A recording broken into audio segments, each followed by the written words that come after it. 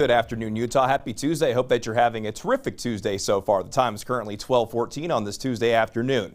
We'll begin with your weather headlines, which include sunshine, seasonal temperatures in the northern half of the state. Meanwhile, down south, we're going to get more heat, but there looks like there is big change on the way as we move towards the end of this week into the upcoming weekend. It might be a cool down. We'll talk about that coming up in just a bit. But here's a current view outside in St. George overlooking the Red Rocks. Not a cloud in the sky. And it is just absolutely beautiful outside so far, and it's still relatively comfortable down in the southern half of the state. Meanwhile, the view from ABC4 News Studios, a lot of blue sky here as well, but as you look over towards the mountains, you can tell that there is at least a little bit of haze that has worked its way back in. We're going to be dealing with some times of patchy smoke, but it's not going to be like we've seen in recent weeks where it's just completely covered up the mountains and made it hard to see. So here's a look at the bigger picture. All of the moisture that we've had has moved away to the east. Meanwhile, drier air is moving in and we have kind of a northwesterly flow.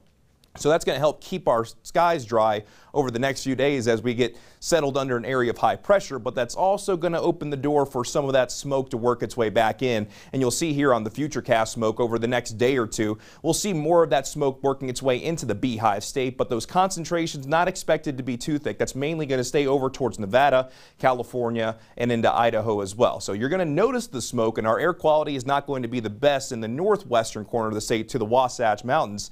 However, it's still going to be moderate. We're not talking about unhealthy for sensitive groups like we've gotten used to over recent weeks. But for today, a lot of sunshine out there. Still going to be a pretty day if you want to spend some time outside, especially along the Wasatch Front, where we're going to go with a high of 83 degrees in Salt Lake City, 84 degrees for those of you in Provo, 84 in Vernal, 84 degrees in Price, 85 degrees in Cedar City, 91 degrees in Lake Powell, and again, 100 degrees down in St. George. It is going to be rather toasty for St. George. So we'll begin the watching your weather for you, and over the next couple of days, dry skies are going to prevail. A little bit of a northwesterly flow today, but as we go into your Wednesday and Thursday, it's going to be more of a westerly and southwesterly flow, as we're going to be on the northwestern extent of an area of high pressure, but it's still going to lead us with dry conditions. And as we go into Thursday, that's when the winds will start to kick up a little bit, and we'll also start to see the temperatures run just a little bit cooler down in the southern half of the state. But as we look a little bit farther into the future over the next 6 to 10 days, this is the 6 to 10 day temperature outlook from the Climate Prediction Center, September 19th through the 23rd. So this takes us into the early stages of next week,